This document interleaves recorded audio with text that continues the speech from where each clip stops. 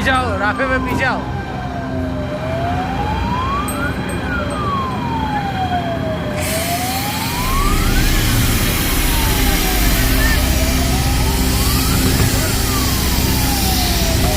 दिखना भी नहीं।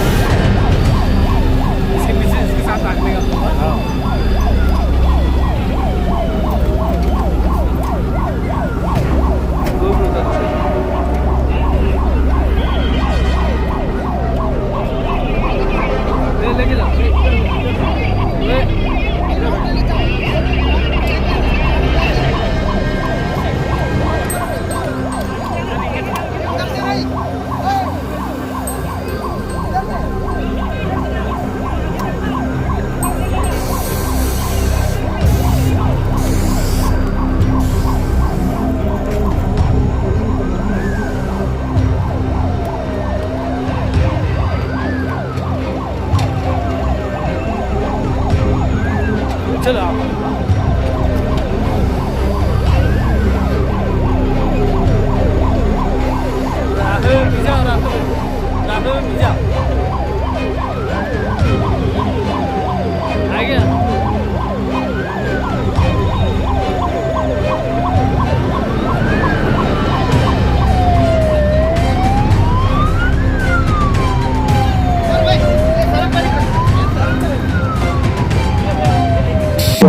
सर, आज जो मॉक फायर ड्रिल का जो कार्यक्रम रखा है आपने, क्या उद्देश्य है, क्या कहेंगे सर? मॉक फायर ड्रिल हम इसलिए रखे जाते हैं ताकि हम और प्रशासन अगर इस तरह की कोई घटना होती है तो उसमें किस तरह से रिएक्ट करें, किस तरह से हम इस फायर से जूझेंगे, किस तरह से लड़ेंगे, ताकि हमारी तैयारी रहे। एकदम से अगर इस तरह का कोई हादसा हो जाता है तो हम एकदम अनप्रिपेयर्ड ना रहे, पैनिक ना करें।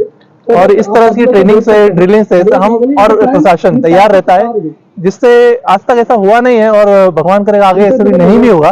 पर अगर ऐसी कोई सिचुएशन आती है, कोई एक्सीडेंट होता है तो उसके लिए हम पूरी तरह तैयार है, पूरा मुस्तैद है। ये सिर्फ एक टाइप का सिर्फ हमारे लिए नहीं, बाकी इंडस्ट्रीज के लिए भी एक तरह से हमारा आश्वासन है कि हम तैयार हैं और हम कर सकते हैं।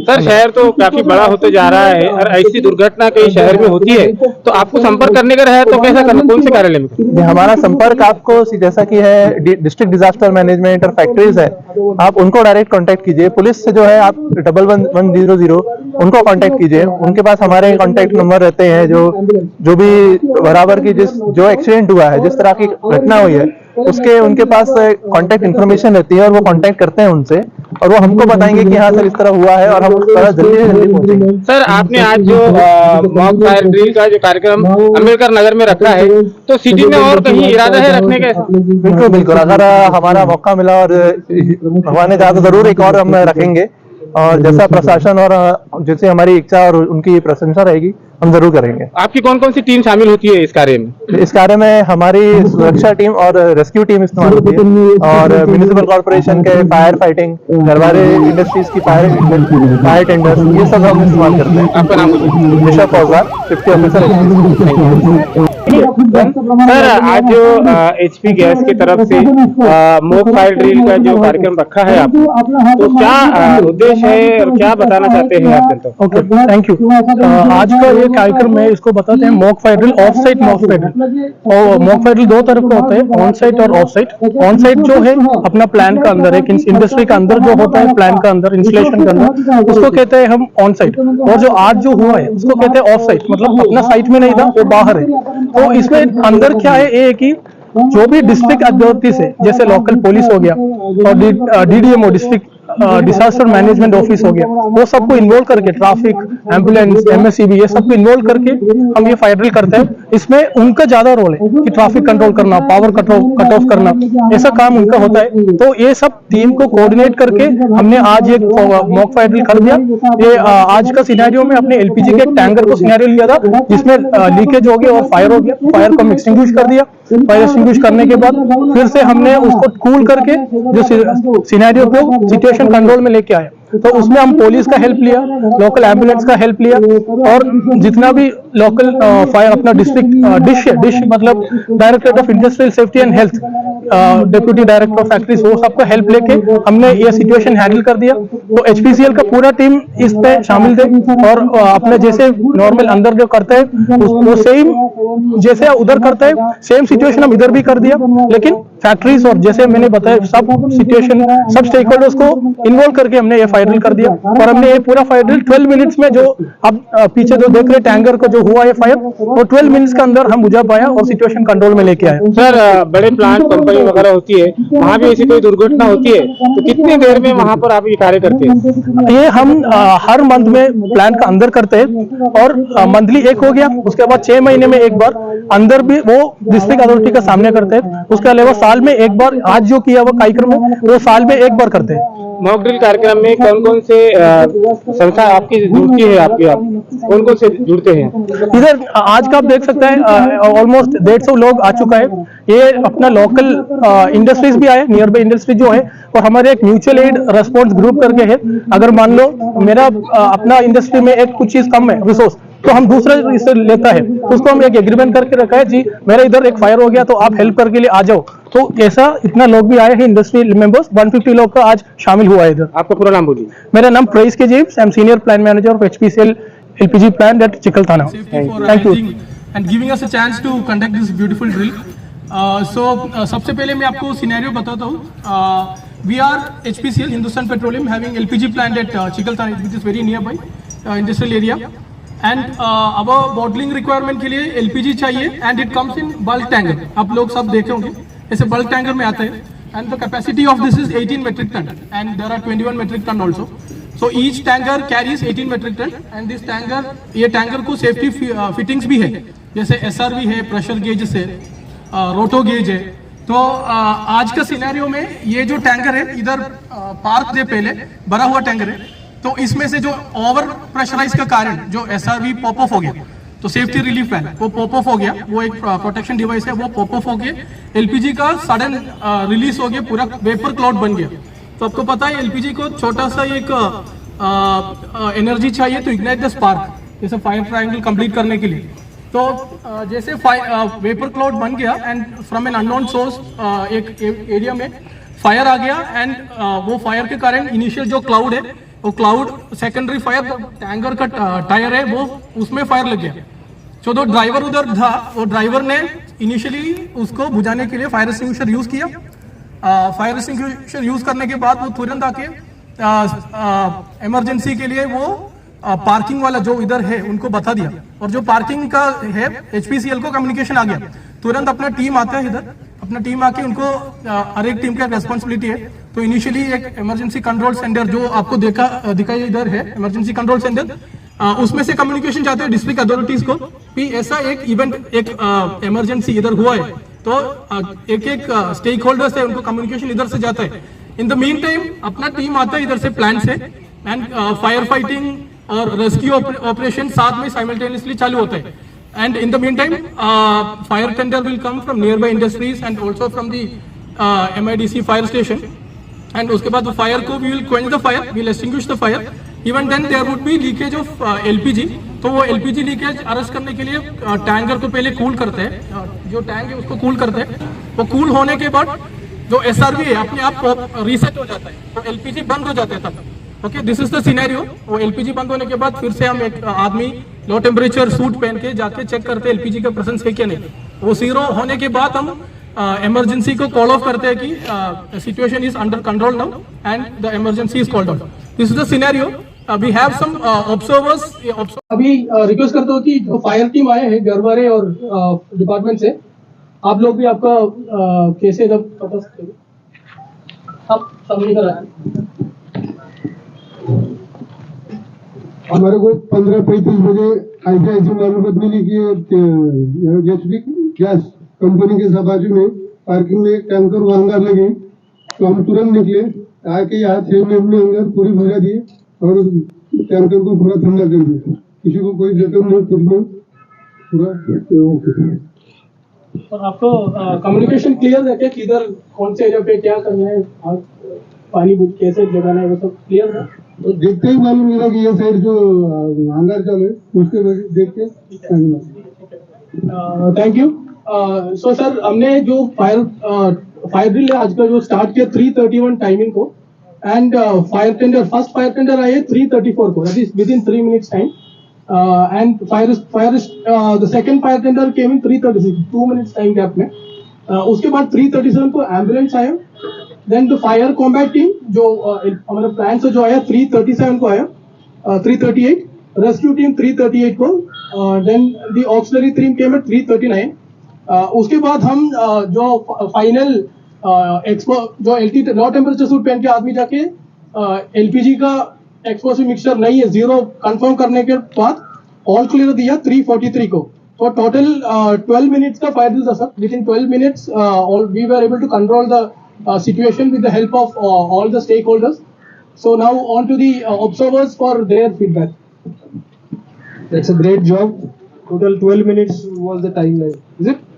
12 मिनिटात आपली इमर्जन्सी त्यांनी कंट्रोलमध्ये केलेली आहे. त्यांचे सगळ्यांचे अभिनंदन. त्यांनी सर्वांनी सगळ्या पूर्ण टीमने जे काम केलेलं आहे त्यांचं अभिनंदन. आता मी आपली जी टीम होती ऑब्झर्व्ह, हे तर आता ही सगळी घरची मंडळी झाली. यांनी सगळं चांगलं चांगलं सांगितलेलं आहे.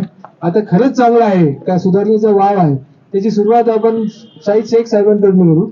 ठेवली होती त्याची ऑर्गनायझेशन त्यांनी केलेली आहे. वेलकम. आणि आपले सर्वात one of the very active Shri Shahid Shaikh from Okhad limited, welcome करतो मी सर्वांचं आपल्याकडे. आपण आता यस वेलकम. आता अनफॉर्च्युनेटली पर्सनॅलिटी खूप आहे, खुर्च्या संपलेल्या आहेत. त्याच्यामुळे मी सगळ्यांना वेलकम तर करू शकत नाही, पण Anil Nalawade is very well known personality. आपल्याकडे मधली ऍक्टरांचा परिचय असेलच अशी अपेक्षा करतो. त्याच्यानंतर आपल्याकडे आलेत Shri Sudarshan Sangle, Sterlite technologies limited. आपल्याकडे प्रोग्राम सुरू करणार आहोत. तर वन्स अगेन सगळ्यांसाठी एक give a big round of applause.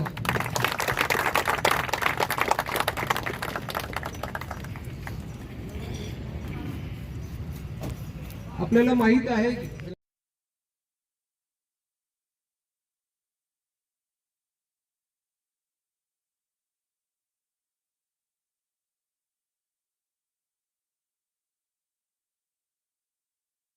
is very dangerous. So you should, as a fire, whoever is the fire officer, you should have a safe distance, and then he can plan slowly by going close to the. जे भोगवटेदार म्हणू आपण ज्यांना, श्री श्रीनिवास प्रति साहेबांना विनंती करतो की आपण स्टेजवर यावे. ते त्यांचे मार्गदर्शन आपल्याला भेटले होते, तर त्यांना मी विनंती करतो की सर्वप्रथम आपण डायसवर स्थानबद्ध व्हावं प्लीज. तो लाइनर गर्म होके टायर ने आग पकड़ा था, तो मैं देखा आग लगा है, तो फायर बाटला फोड़ के उसको बुझाने का कोशिश किया. जब कम रहता बुझा नहीं बुझा, फिर फायर ब्रिगेड को फोन किया. Okay sir, thank you. आपको फायर एक्सटिंग्विशर का ट्रेनिंग मिला है कैसे ऑपरेट करना है? ठीक है, थैंक यू. तो ये ड्राइवर था, उन्होंने जब पहले देखा, उन्होंने जैसे आग को देखा तुरंत उसको फायर एक्सटिंग्विशर ऑपरेट किया. हर गाड़ी में फायर एक्सटिंग्विशर रहता है, वो ऑपरेट करके फायर को एक्सटिंग्विश कर दिया, लेकिन फिर भी एलपीजी कंटिन्यूसली आ रहा था। तो next fire combat team please.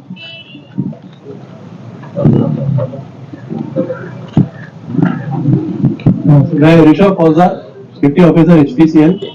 जैसे ही ड्राइवर का हमें कॉल आया कि एक फायर हुई है, वैसे ही हमारे इमरजेंसी कंट्रोल रूम में सभी को जो आसपास के हैं उनको कांटेक्ट करना चालू किया और हमें भी बताया कि इमरजेंसी हो गई है। इमरजेंसी जैसे हुई है, हम हमारी टूल किट और सेफ्टी टेप लेके पहुंचे यहाँ पर और हमने यहाँ पे एरिया को बैरिकेड करना चालू किया। और एरिया बैरिकेड करते करते हमने देखा कि फायर ब्रिगेड जो म्युनिसिपल कॉर्पोरेशन की वो आगे रिपोर्ट की। फिर हमने उन्हें बताया कि सर यहाँ पर आग लगी थी और अभी ये जो टैंकर है इसको फुल करना जरूरी है, क्योंकि एसआरवी जो है वो अब ओपन हो चुकी है और जब तक एसआरवी रीसेट नहीं होगी ऐसे ही ये निकलती रहेगी और आग फिर से लगने का चांस है, क्योंकि हमने सिर्फ थोड़ी सी अभी बुझी थी कि जैसे ही फिर से लग जा सकती थी। फिर हमने जैसे ही इनका चालू था, इतने में घरवाले साहब की भी गाड़ी आई, उन्होंने भी टैंक कूलिंग चालू करी। टैंक कूलिंग करते करते एसआरवी रीसेट हो गई और जहाँ एसआरवी रीसेट हो गई वहीं पर हमारा फिर से आग लगने का खतरा काफी कम हो गया। पर अभी भी एलपीजी वेपर हो सकता था, इसलिए हमने एक आदमी को एंटी सूट पहन के अंदर भेजा, लो टेम्परेचर सूट, क्योंकि एलपीजी जो है एक कोल्ड बर्न करने की क्षमता रखती है अगर उसका लिक्विड किसी के आदमी के कॉन्टैक्ट में आ जाए, इसलिए हम उसे एंटी सूट पहन के अंदर भेजे और चेक किया कि कहीं कुछ एलपीजी बची तो नहीं है। और जब देखा उसने कि एलपीजी एलईएल में रजिस्टर नहीं हो रही है, यानी कि अब ये फ्लेमेबल लिमिट से नीचे है, तो हमने फिर ऑल क्लियर घोषित किया। Thank you. और विषय नहीं सर, हमको हमारा रोल एग्जीक्यूट करने में कोई भी समस्या नहीं है। Thank you. Next auxiliary team incharge please come forward, please explain your role. मैं सुशील सिंह, मैं ऑक्सिलरी टीम का इंचार्ज। मैं अपने रूटीन कार्य में था, तभी मुझे वॉकी पर सूचना मिली कि टैंकर में एसआरवी पॉपअप हो गया है। तो तुरंत ही मैंने अपनी टीम के सदस्यों को एकत्रित किया और जो भी इमरजेंसी रिस्पांस में जरूरी सामग्री है, जैसे एडिशनल होजेस और एक्सप्लोजिव मीटर्स और एलटी शूट बनाने के लिए बंदा रेडी किया और उसके साथ में घटना स्थल पर पहुंचा। यहाँ पर मैंने देखा कि फायर टेंडर ऑलरेडी पहुंच चुके थे और उन्होंने ठंडा करने का कार्य चालू कर दिया था। इसी बीच हमने अपने बंदे को रेडी करके फायर एलटी सूट पहन कर रेडी किया और फायर चीफ के निर्देशानुसार उनको हमने अंदर एलईएल लेने के लिए भेजा। और जब उन्होंने एलईएल 0 बताया तब हमने निर्देशानुसार हमने फायर चीफ को आगाह किया और इसके बाद में हमने फायर चीफ के निर्देशानुसार आगे आग बुझाने के लिए कार्य किया। इन सब कार्य में मेरी और मेरी टीम को कोई भी दिक्कत नहीं हुई। ओके, और आपका जो टीम मेंबर थे वो एलटी सूट पहने वाला, उनको कैसे? उनका हेल्थ हमने चेक किया। जब उन्होंने आग बुझाकर एलटी सूट पहनने के बाद उनको कोई भी दिक्कत नहीं थी और उनको फर्स्ट एड की कोई जरूरत नहीं थी। Thank you. Rescue and communication team incharge, आप बताइए आपको कम्युनिकेशन कब मिला, कैसे मिला और आप क्या किया इधर? नमस्कार, मैं ब्रजेश कुमार, रेस्क्यू टीम का इंचार्ज। मैं प्लानिंग रूम में था, तभी मुझे इंफॉर्मेशन पास हुआ कि इधर पार्किंग में टैंकर का जो एसआरवी है वो पॉपअप हुआ है। तो मैं अपनी टीम के साथ घटनास्थल पर पहुंचा। घटनास्थल पर पहुंचने के बाद मुझे ऑक्सिलरी टीम ने फर्स्ट एड और स्ट्रेचर प्रोवाइड किया। मेरी टीम ने घटनास्थल के चारों ओर राउंड लिया, कोई कैजुअलिटी तो नहीं हुआ। तभी मुझे फायर चीफ से मुझे इंफॉर्मेशन पास हुआ कि एक कैजुअलिटी हुआ है टैंकर के पास में। तो हमने उसको शूज उतार के और हेलमेट उतारने के बाद उसको चेक किया, वो लड़का बेहोश हो गया था, फेंट हो गया था। हमने उसको एम्बुलेंस के थ्रू एमजीएम पहुंचवाया। अभी उसकी हालत ठीक है सर। और जो इमरजेंसी रेस्पॉन्स कंट्रोल सेंटर में जो कम्युनिकेट कर रहे थे, प्लीज अब बताइए किन किन को कॉल किया और रेस्पॉन्स बताइए। सर, मेरा नाम जादव है, मैं रेस्क्यू टीम का सदस्य हूँ। एक्चुअली कम्युनिकेशन करने का रोल हमारा होता है। नियर बाय इंडस्ट्री और लोकल अथॉरिटीज को हम फोन करते रहते हैं। वैसे ऑफसाइट राउटर में मालूम पड़ा कि उसके बाद फिर हमने लोकल फायर ब्रिगेड को, अशोक खंडारे को फोन किया। उसके बाद लोकल पुलिस स्टेशन को फोन किया, उधर जादव बोल के हवलदार था और उन्होंने भी रिस्पॉन्स किया। फैक्ट्री इंस्पेक्टर को फोन किया, बट उधर डीजे आ रहे थे। हमारे गोपाल कुमार बालकृष्ण जो एसक्यू में बैठते हैं सर, जीएम, उनको भी इन्फॉर्म किया। उसके बाद दरबारी फायर ब्रिगेड को भी फोन किया, वो तो इधर आके पधारेगा भी, और डीटीजी उनको भी फोन किया, एम्बुलेंस को फोन किया, वो भी आए हैं, और प्रवीण मनोहर हड़के साहब जो डीजीएम डॉक्टर वर्धन में, उनको भी इन्फॉर्म किया हमने। Thank you. आप ये सब अकेले किया और आपके साथ कोई था टीम में? ओके। मेरे साथ और एक साथी थे, उन्होंने आधे फोन लगाया और मैंने आधे फोन लगाए, और कम्युनिकेशन परफेक्ट हुआ। कुछ एक दो जगह पे फोन मतलब बिजी आ रहा था, या तो फिर रेस्पॉन्स नहीं होता था। ओके, थैंक यू दादा जी। अभी मैं जो ऑब्जर्वर्स थे उनसे भी उनका observation. Okay. For arranging such a beautiful off-site mock drill, because first of all you should be very positive among yourself, what are your strengths, and they have shown your strength. Secondly, I appreciate the dish officials, Mr. Sulse sir, Joint Director, Deputy Directors, both Balikar sir and Shirokar sir, and our mark team. So I have some observations. First I will start with, the fire started as per my watch 3:33. Then it was communicated, and accordingly the incident controller communicated to ACC, and then whole team went into action. But I was specially assigned the task of the rescue team. So when I saw the firefighting was going on according to that schedule planning, but when I saw the ambulance, he was planned at a proper site, because most of the time major mistake people do is they take ambulance very close to the site. So this was a positive point, that they parked the ambulance very far off from the incident. So that is one positive observation. Second is the first aider along with the main medical professional, 4 person along with the first aid box tool came to the location, and they saw that one patient was unconscious lying on the ground. So immediately on the site itself, the team started giving the first aid, which is not acceptable. See, as far as first aid is concerned, it is very close to the site. So first of all, you should isolate the patient from the immediate site to the safe location as far as early as possible, and then you should start giving the first aid. So it was one of the gaps for improvement. Other thing I saw that the way the patient was taken from the site to the ambulance was very in a haphazard manner. It's just I was thinking he will fail or whatnot. So he should be carefully carried, even though it is a mock drill. The safety of the patient also may not deteriorate by falling from the stretcher. Many times in the incident I have seen either the stretcher tears up, or either there is a fall of the person from the stretcher. So it didn't happen, but they took it in a very fast way. So they should see the safety of the victim first. Then while transporting the patient in the ambulance, it is also you should see how the patient is transported to the ambulance, because there is some scientific reason. Some use head to the entry, some from the legs enter. So this person, the entry was from head, it was okay. But I saw our surprise when the patient was shifted to the ambulance. There was no first aider in the ambulance to take care of further medication until he reached the hospital. So I saw again the team of 4 person went and gone for the searching of another patient, and then they found no one, and immediately ambulance left without any first aider. So see, the situation of the first aider is not to leave the victim in the ambulance as it is at the cost of the driver. Because even the driver is trained, there should be some person who should be accompanied to the patient to see whether his pulse are working, whether his CPR is required or not. So that is a point for improvement for them. Secondly, I also found that such a big scenario is taken, that is fire from an LPG. So I think I was assuming when we see the graphs and all the primary zone, secondary zone, tertiary zone, so the impact if we see in overall, the impact may be major in case of a large fire scenario. Since this was just a pop-up of safety valve, I can understand, but they should also consider that the fire is at a very high level. Then at a primary level, what should be done? Secondary level, it should be done, and tertiary level. And accordingly, there was only one ambulance. So considering the scenario, I was actually thinking there should be 2 ambulances, at least considering 2 or 4 injured victims. So this is also one point of improvement.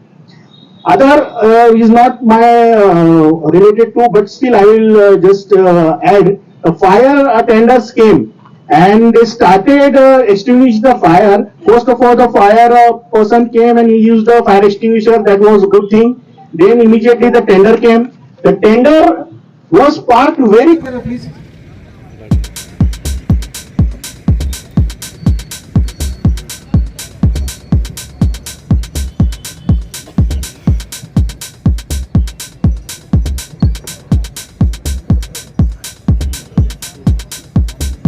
सर्वप्रथम मी आपल्या सर्वांचे हार्दिक स्वागत करतो. Disaster management office mutual aid response group यांच्या संयुक्त विद्यमाने आज आपण ऑफसाईट डिझास्टर प्लॅन मॅनेजमेंटचा प्रोग्राम करत आहोत. यापूर्वीही आपण सर्व इंडस्ट्रीमध्ये वेगवेगळ्या मॉडेल आणि इतर माध्यमांनी आपल्याला या संदर्भात आपल्याला गाईड करतो. तर I hope it is clear now. आता आपण मॉडेलिंगसाठी करून जाऊ शकतो. पॉईंट पण असतील तर ते नोट करून घ्या. हे सर्व स्क्रीन झाल्यानंतर रुको जाकिर भाई पीछे ही रहना. जाकिर भाई